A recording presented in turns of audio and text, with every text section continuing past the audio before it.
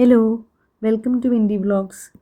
ഇന്ന് നമ്മൾ വീട്ടിൽ എങ്ങനെയാണ് ബട്ടർ ഈസി ആയിട്ട് ഉണ്ടാക്കിയെടുക്കണമെന്ന് നോക്കാം.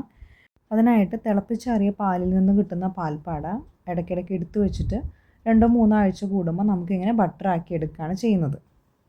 അപ്പോൾ വീഡിയോയിൽ കാണുന്നത് പോലെ തിളപ്പിച്ചാറിയ പാലിൻ്റെ മുകളിൽ നിന്ന് നമുക്കിങ്ങനെ പാട വേർതിരിച്ചെടുക്കാം. അങ്ങനെ എടുക്കുന്ന പാൽപ്പാട ഒരു നല്ല കണ്ടെയ്നറിലാക്കിയിട്ട് ഫ്രീസറിലാണ് നമ്മൾ സൂക്ഷിക്കേണ്ടത്. പിന്നീട് അത് 2-3 ആഴ്ചയാകുമ്പോൾ നമുക്കത് ബട്ടറാക്കി മാറ്റാം. പിന്നീട് ബട്ടർ ആക്കുന്നതിൻ്റെ തലേദിവസം നമ്മളത് ഫ്രീസറിൽ നിന്ന് എടുത്ത് റൂം ടെമ്പറേച്ചറിൽ വെച്ചിട്ട് നമ്മൾ 1 ടീസ്പൂൺ തൈരും കൂടെ ചേർത്ത് ഒന്ന് പുളിപ്പിച്ചെടുക്കുകയാണെങ്കിൽ ബട്ടർ എക്സ്ട്രാക്ട് ചെയ്തെടുക്കാനായിട്ട് ഈസി ആയിരിക്കും. അപ്പോൾ നമ്മൾ ഈ പാൽപ്പാട വെണ്ണയാക്കുമ്പോൾ നമ്മൾ ഇത് നല്ല തണുപ്പിച്ചെടുത്തിരിക്കണം, അല്ലെങ്കിൽ വെണ്ണ എക്സ്ട്രാക്ട് ചെയ്തെടുക്കാനായിട്ട് ബുദ്ധിമുട്ടായിരിക്കും. ഞാനിവിടെ ഏകദേശം 3 ആഴ്ച സൂക്ഷിച്ചിട്ടുള്ള പാൽപ്പാടയാണ് ഇവിടെ ബട്ടറാക്കി എടുക്കുന്നത്. അപ്പോൾ ഒരു മിക്സി ബൗളിലേക്ക് ഈ പാൽപ്പാട ഇട്ടതിന് ശേഷം പൾസ് മോഡിലാണ് നമ്മൾ അടിച്ചെടുക്കുന്നത്. അപ്പോൾ അങ്ങനെ ഒരു 5-6 പ്രാവശ്യം പൾസ് മോഡിൽ അടിച്ചെടുത്തതിന് ശേഷം നമുക്കിത് ലിക്വിഡായിട്ട് കിട്ടും. ഇനി നമുക്കതിലേക്ക് ഒരല്പം വെള്ളമാണ് ഞാനിവിടെ ചേർത്ത് കൊടുക്കുന്നത്. അപ്പോൾ വെള്ളം കൂടെ ആഡ് ചെയ്തതിന് ശേഷം നമുക്ക് വീണ്ടും പൾസ് ചെയ്തെടുക്കാം.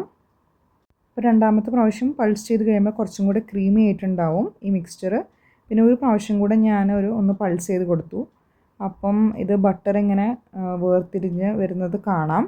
അപ്പോൾ ഒരു സ്പൂൺ ഉപയോഗിച്ചിട്ട് നമുക്ക് ഇങ്ങനെ ഒന്ന് കറക്കി കൊടുക്കുകയാണെങ്കിൽ ബട്ടർ ഇങ്ങനെ നമുക്ക് സെപ്പറേറ്റ് ആയിട്ട് വരുന്നത് കാണാം. അപ്പോൾ ഇങ്ങനെ സെപ്പറേറ്റ് ആയിട്ട് വരുന്ന ബട്ടറെല്ലാം നമുക്കൊരു വേറൊരു പാത്രത്തിലോട്ട് മാറ്റാം.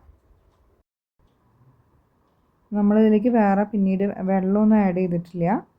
അപ്പോൾ അതുകൊണ്ട് തന്നെ നമ്മളിതൊരു 4-5 പ്രാവശ്യം ഇത് നന്നായിട്ട് കഴുകിയെടുക്കണം. അപ്പോൾ ആദ്യമേ തന്നെ മിക്സർ ബൗളിൽ ഞാൻ എല്ലാ ബട്ടറും വേറൊരു കണ്ടെയ്നറിലോട്ട് മാറ്റി ഒരു 3-4 പ്രാവശ്യം ക്ലീൻ ചെയ്തെടുക്കുകയാണ് ചെയ്യുന്നത്. തണുത്ത വെള്ളം വേണമെന്നില്ല, സാധാരണ റൂം ടെമ്പറേച്ചറുള്ള വെള്ളമായാലും മതി നമുക്കിത് ക്ലീൻ ചെയ്യാനായിട്ട് ഉപയോഗിക്കാം. അപ്പോൾ ഞാനിവിടെ ഒരു 5 പ്രാവശ്യം വെള്ളം ഉപയോഗിച്ച് കഴുകി വൃത്തിയാക്കി എടുത്തിട്ടുണ്ട്. അങ്ങനെ ഹോം മെയ്ഡ് ബട്ടർ ഇവിടെ റെഡി ആയിട്ടുണ്ട്. ഞാനത് ഫ്രീസറിൽ സൂക്ഷിച്ചതിന് ശേഷം പിന്നീട് നെയ്യാക്കാണ് ചെയ്യാറ്. എല്ലാവർക്കും ഇന്നത്തെ വീഡിയോ ഇഷ്ടമായെന്ന് കരുതുന്നു. അപ്പം നിങ്ങളുടെ വിലയേറിയ അഭിപ്രായങ്ങളെല്ലാം കമൻറ്റ്സ് വഴി അറിയിക്കുക. Thanks for watching. ബൈ.